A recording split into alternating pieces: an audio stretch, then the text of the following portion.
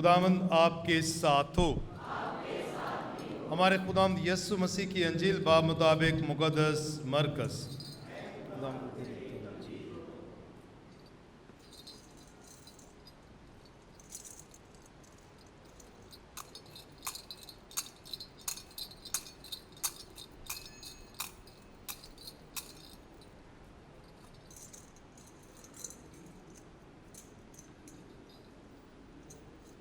اس کے 10ویں باب کی 17ویں سے 30ویں آیت۔ ایک دن یسوع باہر جانے کو تھا کہ ایک شخص اس کی طرف دوڑ آیا اور اس کے آگے گھٹنے ٹیک کر اس سے پوچھا، اے نیک استاد، میں کیا کروں تاکہ ہمیشہ کی زندگی حاصل کروں؟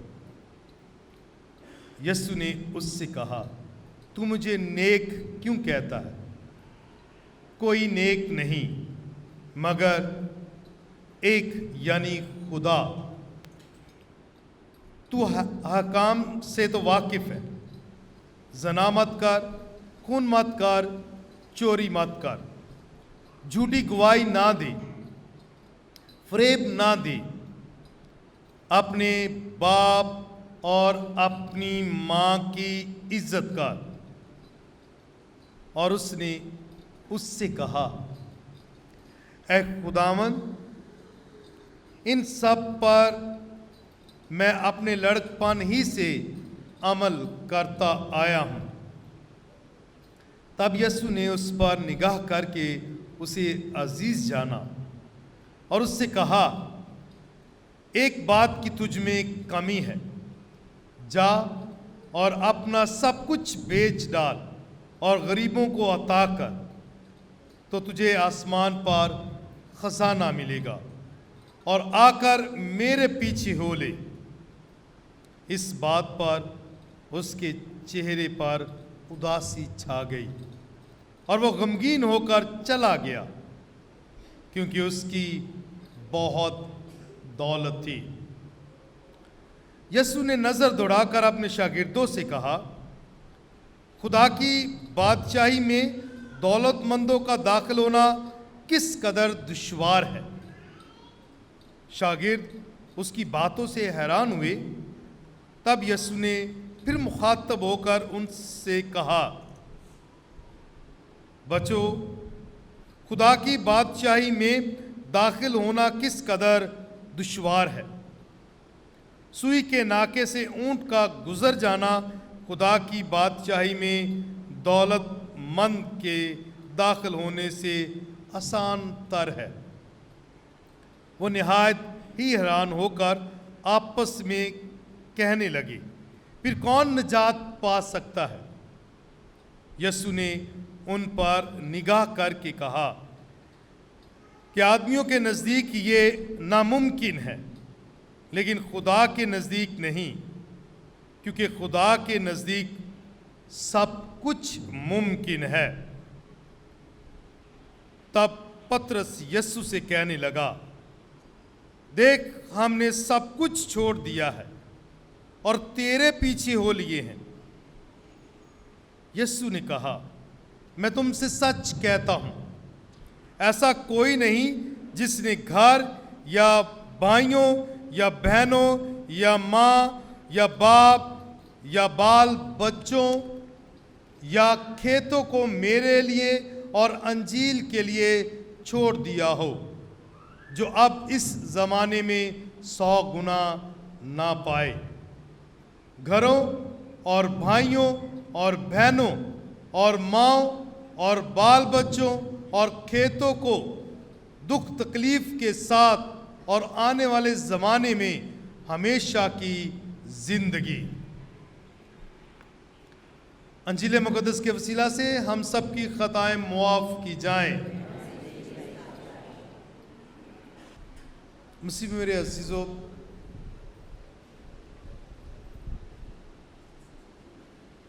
دنیا میں رہتے ہوئے انسان دنیا کی فکر و تردد میں پھنسا رہتا ہے۔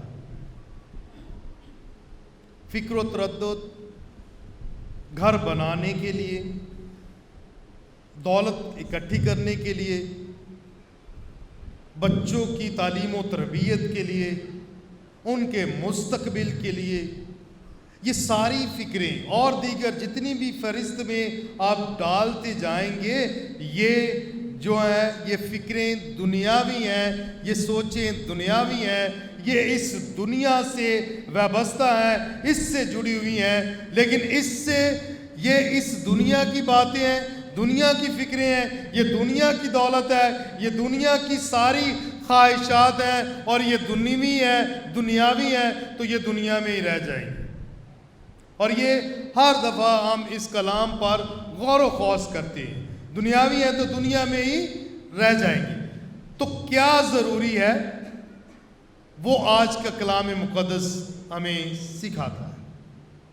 کیا ضروری ہے؟ حکمت۔ حکمت جو ہے وہ ساری دولت سے افضل ہے۔ حکمت کی کتاب ہم پڑھ رہے ہیں، اس کی پہلی تلاوت میں بھی سنا، حکمت کی کتاب میں سے لی گئی، اور یہ آخرت کی ہی بات کرتی ہے۔ ہم اس میں سے حوالہ اکثر پڑھتے ہیں حکمت کی کتاب میں، یا تو وہ کبھی جنازہ کی رسم ہو یا میموریل ماس ہو، اس میں بھی حکمت کی کتاب میں سے وہ حوالہ خاص طور پر لیا جاتا ہے، اور کیا بتایا جاتا ہے کہ راست بازوں کی روحوں کو کوئی ضرر نہیں پہنچی، کوئی نقصان نہیں پہنچا۔ تو یہ بہت ضروری ہے۔ اگر القدس کے پھلوں کو دیکھیں، اس کی نعمتوں کو دیکھیں، تو ان میں سے ایک جو ہے حکمت ہے، حکمت کی تلاش۔ اور حکمت کہاں سے آتا ہے؟ جب خوف خدا ہوتا ہے۔ حکمت کی کتاب ہی ہمیں سکھاتی ہے کہ خدا کا خوف حکمت کا شروع ہے، آغاز ہے۔ اگر خدا کا خوف ہے تو پھر اس دنیا کی فکر و تردد میں نہیں رہیں گے۔ اگر خدا کا ڈر ہے تو پھر دنیاوی خواہشات نہیں رہتی۔ کیوں؟ کیونکہ خدا کا خوف، خدا کی محبت حکمت کا آغاز ہے، اور یہ حکمت انہیں ملتی ہے جو ان چیزوں سے جو دنیاوی ہیں، جو فانی ہیں، جو ختم ہو جانے والی ہیں، جو یہاں تک بس محدود ہے، وہ ساتھ نہیں جا سکتی، وہ حکمت کی۔ تو یہ ساری باتیں جو ہے وہ حکمت کو حاصل کرنے سے روکتی ہیں۔ یہاں تو خدا کا خوف، خدا کی محبت ہمیں جو ہے وہ حکمت دلاتی ہے۔ تو حکمت جو ہے یہ اہم بات ہے، اور ساری اگر بائبل میں سے پڑھے تو بار بار حکمت جو ہے وہ اس کے بارے میں تذکرہ ملتا ہے۔ اور آج بھی کیا کیا گیا؟ اور میں نے التجا کی کہ تو حکمت کی روح مجھ پر نازل ہوئی۔ حکمت جو ساری جو ہے دولت اور شہرت اور ساری جو حکومتیں ہیں نا، تختوں سے بھی سب سے بڑھ کر یہ ہے حکمت۔ اور اس کی چلتے چلتے مثال لے لیتے ہیں۔ سلیمان نبی کو جب خدا نے پوچھا کہ تجھے کیا چاہیے، تو اس نے دولت کی بجائے کس کو چنا؟ حکمت کو۔ اور خدا خوش ہوا کہ تو نے دولت کو نہیں چنا بلکہ حکمت کو چنا ہے، کیونکہ تو حکمت سے پیار کرتا ہے، تو حکمت سیکھنا چاہتا ہے، تو میرے کلام اور میرے احکامات کو جاننا چاہتا ہے، تو نے اسے قبول کیا، تو جا، یہ حکمت کے ساتھ ساتھ میں دولت تجھے انعام میں دیتا ہوں۔ تو حکمت کی کنیزیں کیا ہیں؟ یہ دولت، شہرت۔ تو پہلے کس کی تلاش کرنی چاہیے؟ حکمت کی۔ حکمت کی تلاش میں رہنا چاہیے۔ اور حکمت کیا ہے؟ مسیح خداوند آج اسی بات پر زور دے رہا ہے۔ حکمت ساری چیزوں سے بڑھ ہے۔ تو حکمت میرے خیال میں عقل، دانائی، فہم، عقل، دانائی اور فہم۔ اور حکمت عمر گزارنے سے نہیں آتی۔ حکمت ایمان اور کلام اور اس پر عمل کرنے سے آتی ہے۔ جب اچھائی کی طرف ہم بڑھتے ہیں تو حکمت ہے۔ آج کی انجیل مقدس، آج یسوع نے کیا ایک خوبصورت واقعہ جو بیان کیا ہے کہ ایک نوجوان شخص جو ہے وہ یسوع کے پاس آتا ہے اور گھٹنے ٹیک کر کہتا ہے. اس کا مطلب ہے کہ وہ دل سے قبول کرتا ہے کہ یہ استاد ہے. اور اس نے کہا اے نیک استاد. یہ یسوع کی حلیمی اور اس کی محبت ہے کہ اس نے کیا کہا کہ تو مجھے نیک کیوں کہتا ہے؟ کوئی بھی نیک نہیں ہے سوائے خدا کے، سوائے خدا کے. اور وہ خود بھی کامل خدا ہے، کامل انسان ہے. وہ پھر کیا بتا رہا ہے؟ خدا کا ذکر کر رہا ہے. وہی نیک ہے، وہی مکمل، وہی پرفیکٹ ہے. اور ہم سب انسان ہیں تو غلطیاں کرتے ہیں. تو اس نے کہا کہ ایک ہی نیک. اسے گھٹنے ہو کر اس نے کہا اے استاد میں کیا کروں؟ اور اس نے ایک فہرست اسے دے دی کہ تو ان احکامات پر عمل کر. فہرست کیا دی اس نے؟ اس نے کہا زنا مت کر، خون مت کر، جھوٹی گواہی نہ دے، فریب نہ دے، اپنے باپ اور اپنی ماں کی عزت کر. یہ ایک فہرست سے دی. اور اس نے کہا یہ تو میں اپنے لڑکپن سے ہی ان پر عمل کرتا ہوں. اور کیا لکھا ہے کہ یسوع نے اسے عزیز جانا. جو ان احکامات پر عمل کرتا ہے نا تو یسوع اسے عزیز جانتا ہے. جو فریب نہیں دیتا، جو اپنے ماں باپ کی عزت کرتا ہے، جو اپنے ماں باپ کا فخر بنتا ہے. یہ ساری باتیں اگرچہ انجیل مقدس میں بیان کی گئی ہیں احکامات، لیکن میں تھوڑا سا اپنے پس منظر میں بھی دیکھنا چاہتا ہوں کہ اگر خدا کے نزدیک مقبول ٹھہرنا ہے، عزیز ٹھہرنا ہے، تو پھر احکامات کو ہم جھٹلا نہیں سکتے. زنا مت کر، چوری مت کر، جھوٹی گواہی نہ دے.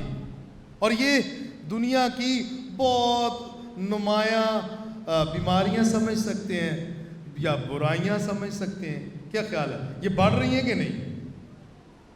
یہ بڑھ رہی ہے کہ نہیں ہمارے ارد گرد؟ ماں باپ کی نافرمانی بڑھ رہی ہے کہ نہیں ہمارے ارد گرد؟ بڑھ رہی ہے کہ نہیں؟ تو پھر خدا کے نزدیک ہم عزیز کیسے ہوں گے، مقبول کیسے ہوں گے جب تک ہم ان باتوں پر عمل نہیں کرتے؟ تو یہ شخص جو ہے یہ لڑکپن سے ہی ان باتوں پر عمل کرتا رہا. لیکن جو ہی یسوع نے اسے حکمت کی دعوت دی تو وہ پریشان ہو گیا. کیا حکمت کی بات کی اس نے کہا تو یہ تو میں لڑکپن سے ہی اس پر عمل کرتا رہا ہوں. تو پھر یسوع نے جان کر سمجھ کر اسے کہ اس میں کمی کیا، اس نے کہا تم ایک بات کی کمی ہے، جا اور اپنا سب کچھ بیچ ڈال. وہ ان احکامات پر تو عمل کر رہا ہے لیکن دولت کو بھی پیار کرتا ہے. تو یسوع نے اس کانٹے کو نکالنے کی کوشش کی اور اسے کہا کہ سب کچھ بیچ ڈال. لڑکپن سے تو ان احکامات پر عمل کرتا رہا لیکن تو نے غریبوں کی مدد نہیں کی. صحیح ہے، وہ لازر کی کہانی بھی آپ جانتے ہیں، آنے والے دنوں میں ہم سنیں گے. ٹھیک ہے، لازر اور وہ ایک رئیس کے ہاں پڑا ہوا تھا، اور رئیس تھا تو اس کا مطلب ہے کہ وہ دنیاوی لحاظ سے عقل مند ہی ہے کیونکہ بادشاہ تھا نا، رئیس تھا، حکومت کر رہا تھا. لیکن کہاں وہ کون سی فکروں میں تھا؟ دنیاوی، بس عیش و عشرت کی زندگی بسر کرنا. تو آخر میں کیا اس کا نتیجہ نکلا وہ بھی ہم جانتے ہیں، سمجھتے ہیں. اور یہاں بھی بات حکمت کی کہ وہ غریبوں سے پیار نہیں کرتا. اس نے کہا جا سب کچھ بیچ اور غریبوں میں بانٹ، تمہیں بڑا خزانہ ملے گا آسمان پر. اور تیسری بات اس نے کہا پھر آ کے میرے پیچھے ہو لے، میری پیروی کر. اور وہ شخص اداس چلا گیا. وجہ کیونکہ وہ دولت سے کو چھوڑ نہیں سکتا تھا اور غریبوں کی مدد نہیں کر سکتا تھا، اور تیسرا یسوع کی پیروی نہیں کر سکتا. وہ چھوڑ کر چلا گیا. اور مسیح خداوند یہاں بڑے خوبصورت انداز سے اپنے شاگردوں کو اور اپنے لوگوں کو بیان کرتا ہے کہ دولت مند کا خدا کی بادشاہی میں داخل ہونا کتنا دشوار ہے، کیونکہ اس کے لیے اس کی دولت ہی سب کچھ ہے، کچھ بھی نہیں ساتھ جاتا۔ تاریخ گواہ ہے، اگر ہم بائبل مقدس میں سے بھی دیکھیں، تاریخ گواہ ہے کہ دولت کے ساتھ خدا کی بادشاہی میں داخل نہیں ہو۔ اسکندر اعظم جس نے دنیا پر حکومت کی، کہتے ہیں نا کہ جب وہ اس دنیا سے گیا تو اس کے دونوں ہاتھ خالی تھے، اور اس نے کہا کہ جب میرا جنازہ لے کر جاؤ تو میرے ہاتھ میرے کفن سے باہر رکھنا، تاکہ دنیا کو پیغام ملے کہ میں خالی ہاتھ جا رہا ہوں۔ پھر اس نے کہا کہ ڈاکٹرز بیسٹ، دنیا کے بہترین جو ڈاکٹرز ہیں نا، طبیب جو ہیں، وہ میرے جنازے کے سامنے چلنے جائیں گے، تاکہ لوگوں کو پتہ چلے کہ بھائی یہ بیسٹ جو سرجن ہے، ڈاکٹرز ہیں، طبیب ہیں، یہ بھی مجھے نہیں بچا سکے، تاکہ لوگوں کو پیغام ملے کہ ان باتوں پہ غور نہ کرو، اور سارا جو جتنی دولت ہے وہ میرے سامنے رکھی جائے، سامنے بچھائی جائے، اور بتایا جائے کہ جتنا میں نے ساری عمر اکٹھا کیا سب کچھ میں یہاں چھوڑ کے جا رہا ہوں۔ چلتے چلتے یہ میں نے تھوڑی سی آپ کو مثال دی ہے کہ وہ دولت جو ہے ہمیں کیسے خدا سے اور خدا کی بادشاہ سے دور کر سکتی ہے، کیسے دور کر سکتی ہے۔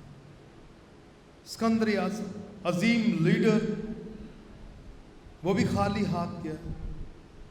میں خود کی گواہی دے سکتا ہوں، میرے امی ابو دونوں میں ابو کا جنازہ کیا، امی کا تو جو مجھے پتہ نہیں تھا، میں اس وقت 8ویں 9ویں کلاس میں پڑھتا تھا، لیکن میرا یقین مجھے اتنا یاد ہے کہ میری امی کی بالیاں اور تعویذ ہوتے ہیں نا، وہ جو بنائے ہوتے ہیں اس وقت، تعویذ وہ دجے نہیں، ٹھیک ہے، سونے کے، وہ ڈار بنی ہوئی تھی، وہ اتار کے میری بڑی بھابھی کو دے دیے، تو کچھ بھی نہیں لے کے گئی ساتھ۔ دولت تو ساتھ جانی نہیں، تو جانا کیا ہے ساتھ، اس پہ سوچنے ذرا آج، پھر اس کی فکر کرنی چاہیے نا۔ تو آج انجیل مقدس میں کیا سکھایا جا رہا ہے، مثالیں میں دے رہا ہوں، اور دیکھ لیتے ہیں ذرا، زیادہ وقت نہیں ہے لیکن پھر بھی ہم اپنے ہی مقدسہ سنکلیئر کی ذرا مثال لے لیتے ہیں۔ سنکلیئر ایک شاہی خاندان سے تعلق رکھنے والی دوشیزہ، گھر کی بڑی بیٹی۔ کیا کیا اس نے؟ جب اس نے یسوع کو پہچان لیا اور یسوع کو پیار کرنے کا طریقہ، اور پیار کیسے کر سکتی ہے جب کوڑیوں سے پیار کرے گی، دکھی انسانیت سے پیار کرے گی، تو اس نے سب کچھ چھوڑ دیا، اپنا گھر بار چھوڑ دیا۔ صحیح ہے، اس کے بال بھی گولڈن تھے نا، سونے جیسے بال تھے اس کے۔ تو گھر میں چلے ہمارے یہاں نہیں بناتے کیونکہ ہمارے پاس تو پہلے ہی چھوٹے چھوٹے گھر ہوتے ہیں، لیکن کیونکہ شاہی خاندان ہے تو شہر سیسی میں مجھے موقع ملا ان کا گھر دیکھنے کا۔ تو انہوں نے گھر کے پچھلی سائڈ پہ ایک دروازہ بنایا تھا، اسے کہتے ہیں ڈیتھ ڈور یا ڈیتھ گیٹ، یعنی کہ اس میں سے صرف جنازہ ہی گزرتا تھا۔ وہ دروازہ انہوں نے ایسا بنایا ہوتا ہے کہ گھر کا کوئی فرد جب وفات پا جاتا ہے تو اس دروازے سے گزارتے ہیں۔ کیوں؟ کیونکہ اس دروازے کو دوبارہ وہ بھی یہ ان کو پیغام ہوتا تھا کہ اب یہ لوٹ کے واپس نہیں آنے والا، تو گھر میں سے گزر کرنے کے لیے دوسرے دروازے ہوتے تھے۔ اور اس لڑکی نے، سنکلیئر نے کیا کیا؟ یسوع کی خاطر، مصلوب مسیحا کی خاطر فیصلہ کیا اپنے گھر کو چھوڑنے کا، ساری شان و شوکت کو چھوڑنے کا، اور وہ اس جہاں سے جنازہ گزرتا تھا ڈیتھ ڈور، اس میں سے نکل کر مقدس فرانسس کے پاس گئی، اور مقدس فرانسس نے اس کے بال کاٹے اور اسے جو ہے ہیبٹ پہنا کر اس خدا کی بات خدمت اور بادشاہی کو قائم کرنے کے لیے مخصوص کیا. دولت کو چھوڑا پھر یسوع کو حاصل کیا. اور بہت ساری مثالیں. ہاں مقدس فرانسس آف اسیسی بھی تاجر کا بیٹا تھا, سب کچھ چھوڑا, یسوع کو پیار کیا, لیکن کوڑیوں اور دکھیوں سب کچھ چھوڑا. حل پہ ہاتھ رکھ کے جو پیچھے دیکھتا ہے وہ خدا کی بادشاہی میں داخل نہیں ہو سکتا. مثال دیتے ہیں کہ نہیں؟ اگر یسوع کو پیار کرنا تو پھر پیچھے دیکھنے کی ضرورت نہیں ہے, پھر یسوع کو دیکھنا ہے. تو یسوع جو ہماری حفاظت کرے گا تو جو ہم سے جڑے ہوئے ان کی حفاظت نہیں کرے گا؟ ضرور کرے گا, ان کا بھی خیال کرے گا. تو جب ہم یسوع کے ساتھ چلنا چاہتے ہیں تو پھر ان دنیاوی چیزوں سے کنارہ کرنے کی ضرورت ہے, دور جانے کی ضرورت ہے. حکمت یہی ہے, حکمت یہی ہے کہ یسوع کی پیروی کریں. حکمت یہی ہے کہ یسوع میں جڑے رہیں. حکمت یہی ہے کہ یسوع کو جئیں اور یسوع کو پہنیں اور اس کا پرچار کریں. حکمت یہی ہے کہ یسوع کی مرضی کو پورا کریں. حکمت یہی ہے کہ خدا کی مرضی کو پورا کریں. حکمت یہی ہے کہ یہ کہیں کہ اب میں نہ رہا, مسیح مجھ میں زندہ ہے. یہ حکمت ہے جب ہم کلام پر عمل کرتے ہیں. یہ حکمت ہے. اپنی اپنی مرضی پوری کرنے والا شخص دانش مند نہیں, فہم رکھنے والا نہیں, حکمت رکھنے والا نہیں ہے, بلکہ خدا کو پیار کرنے والا اور انسانیت کو پیار کرنے والا عقل مند اور حکمت رکھنے والا ہے. تو حکمت کی تلاش میں رہیں. خوبصورت پیغام کے بیش قیمتی تحفہ ساری دنیا کی دولت بھی یہ تحفہ نہیں خرید سکتی. کیا ہے وہ؟ وزڈم, حکمت. ساری دولت نہیں خرید سکتی. مسیح میں میرے عزیزو, آج یہ کلام خداوند یسوع مسیح ہمارے سامنے پیش کرتا ہے. تو کتنا دشوار ہے دولت کو تھامے رکھے اور خدا کی بادشاہی میں داخل ہو. خوبصورت ایک تمثیل اور مثال آج یسوع نے یہاں دی ہے, بیان کرنا چاہتا ہوں کہ وہ کہتا ہے کہ سوئی کے ناکے سے اونٹ کا گزر جانا آسان ہے بنسبت دولت مند کا خدا کی بادشاہی میں داخل ہونا. خدا کی بادشاہی میں داخل ہونا. اور سوئی کا ناکا ذرا وہ نہیں سوئی جس سے ہم کپڑے سلائی کرتے ہیں, ذرا تھوڑا سا وسعت سے سوچتے ہیں, تھوڑا سا بڑا سوچتے ہیں اس کو. اس سوئی کے ناکے کی بات نہیں کرتے. یہ یروشلم میں ابھی بھی ہے. بڑا گیٹ انہوں نے 4 دیواری کر کے, شہر کے ارد گرد 4 دیواری کر کے ایک بڑا گیٹ لگایا تھا اور فیصلہ کیا تھا کہ یہ دروازہ اتنے بجے تک کھلا رہے گا اور اس کے بعد بند کر دیا جائے گا تاکہ دشمن حملہ نہ کرے, اور اس کی شہر کی حفاظت کے لیے کچھ جو ہے سپاہی تعینات کیے جاتے تھے. تو اس لیے قافلے جو آتے تھے ان کی پوری کوشش ہوتی تھی کہ وہ سورج کے غروب ہونے سے پہلے اس گیٹ سے داخل ہو جائیں یروشلم کے اندر تاکہ انہیں کوئی پریشانی نہ ہو. لیکن اگر کبھی کوئی لیٹ ہو جائے تو پیدل چلنے والوں کے لیے انہیں علیحدہ ایک چھوٹا دروازہ بنایا ہوا تھا. ہاں, ایک چھوٹا سا دروازہ بنایا تھا, اسے ناکا کہتے ہیں. ناک, سوئی کا ناکا ہے نا, اسے کہتے ہیں. چھوٹی گیٹی ہم نے گیٹ کے ساتھ لگائی ہوتی ہے نا, چھوٹا دروازہ. تو ایسے ہی ایک چھوٹا سا انہوں نے دیوار کو توڑ کر وہ بنایا ہوتا تھا تاکہ آنے والے لوگ جو ہیں پیدل آ جا سکیں. 3-4 لوگ ایک وقت میں اکٹھے گزر سکتے تھے, لیکن اونٹ وہاں سے گزر نہیں سکتا, اور اونٹ کے اوپر سامان ہوتا تھا, وہ تو بالکل ہی نہیں گزر سکتا. تو یسوع وہ مثال دیتا ہے کہ بھئی دیکھو, یہ اس ناکے میں سے اونٹ کا گزر جانا بھی آسان ہے, لیکن دولت مند کا خدا کی بادشاہی میں داخل ہونا مشکل. اور وہ پھر بھی کوشش کرتے, کیا کرتے تھے, سارا سامان اتارتے اونٹ کے اوپر سے, پھر اس کو بٹھا کر کھینچ کے جو ہے اس ناکے میں سے گزارتے. تو یسوع کہتا ہے کہ یہ بھی آسان ہے کہ اونٹ کا سوئی کے ناکے میں سے گزر جانا, لیکن دولت مند کا خدا کی بادشاہی میں داخل ہونا بڑا دشوار ہے، بڑا مشکل۔ مسیح میں میرے عزیزو، میں نے یہ نہیں کہہ رہا کہ دولت بری ہے، کام کرنا چاہیے خاندانی زندگی کو بہتر کرنے کے لیے، لیکن یہ ہمارا مقصد نہیں ہونا چاہیے، یہی ہمارا سب کچھ نہیں ہونا چاہیے، بلکہ وہ سب کچھ ہونا چاہیے۔ اس نے کہا کہ جو کوئی اس کے بعد شاگردوں نے بھی سوال کیا، پترس نے بھی سوال کیا، اس نے کیا کہا کہ اے خداوند، ہم نے تو تیری خاطر سب کچھ ہی چھوڑ دیا، سب کچھ چھوڑ دیا اور تیرے پیچھے ہو لیے ہیں۔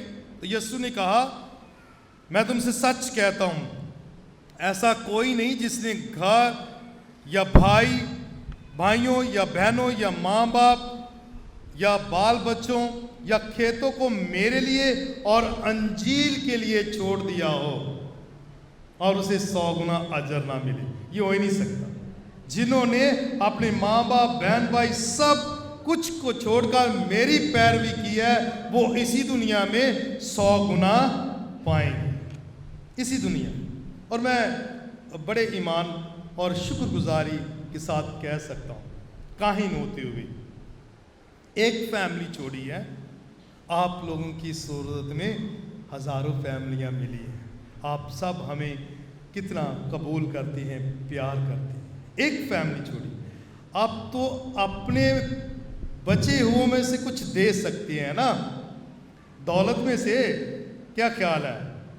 سیلری ہے تو اس میں سے ایک حصہ دے دیں گے، آدھا حصہ دے دیں گے، دولت ہی ہے نا۔ لیکن کتنے عظیم وہ والدین ہیں جنہوں نے اپنی اولاد ہی خدا کی خدمت کے لیے دے دی ہے۔ تو کتنا انمول تحفہ یہ ہے کاہنوں کا، میری زندگی کا، کہ میں نے اپنی زندگی یسوع کے لیے وقف کی ہے، اور اگر میں یسوع کے لیے میں نے زندگی وقف کی ہے تو پھر اس کی زندگی یسوع کی ہی ہے، اس پہ اور کسی کا حق نہیں ہے، اور اسی کی مرضی کو پورا کرنے کے لیے آئے ہیں۔ یہ انمول تحفہ ہے۔ والدین، ان والدین کو شاباش جو اپنی اولاد کو فادر سسٹر مناد بننے کے لیے پیش کرتے ہیں تاکہ انجیل کو پھیلا سکیں۔ یہ حکمت کی باتیں ہیں، اور یہ بھی دانشمند اور حکمت رکھنے والے والدین کرتے ہیں کہ وہ اپنے بچوں کی تربیت ایسے کرتے ہیں کہ وہ بچے جو ہیں وہ خدا کی بادشاہی کو قائم کریں۔ آپ سب کو بھی ذمہ داری دی گئی ہے، نکاح کے ساکرامنٹ کے ذریعے سے، بپتسمہ کے ساکرامنٹ کے ذریعے سے، استقام کے ساکرامنٹ کے ذریعے سے، دیگر ساکرامنٹس جو آپ نے حاصل کیے، ان سب کے ذریعے سے آپ سب کی ذمہ داری ہے کہ ہم خدا کی بادشاہی کی تلاش میں، خدا کی بادشاہی کی تلاش کے لیے حکمت کو اپنی زندگیوں میں ترجیح دیں۔ حکمت ڈھونڈنے سے، سیکھنے سے ملے گی۔ آئیں ہم یسوع کے پاس آئیں اور اس کی پیروی کریں اور حکمت کو اپنی زندگیوں میں ترجیح دیں۔ خداوند ہمیں ایسا کرنے کی توفیق عطا کرے۔